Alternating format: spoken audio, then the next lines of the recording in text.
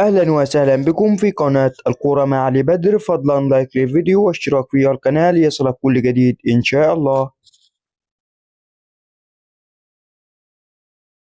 السلام عليكم ورحمة الله وبركاته. أهلا وسهلا بكم متابعيني الكرام مع فيديو جديد من قناتكم الكرة مع علي بدر. قبل ما نبدأ الفيديو صلى على النبي عليه أفضل الصلاة والسلام. لو أنت من محبي الكرة التونسية فضلا لايك للفيديو وفعل الجرس واشترك في القناة أنت مش مشترك عشان يصلك كل جديد إن شاء الله. وتأكد إن أنت مفعل الجرس عشان يصلك كل جديد إن شاء الله.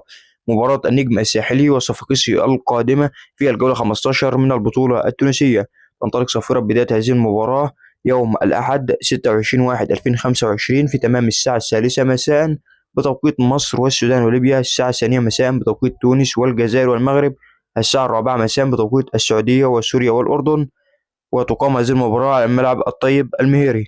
توقع نتيجة مباراة النجم الساحلي والصفاقسي القادمة في البطولة التونسية في التعليقات. لا تنسى دعمنا بآرائك في التعليقات، ضغط لايك للفيديو والاشتراك في القناة ليصلك كل جديد إن شاء الله.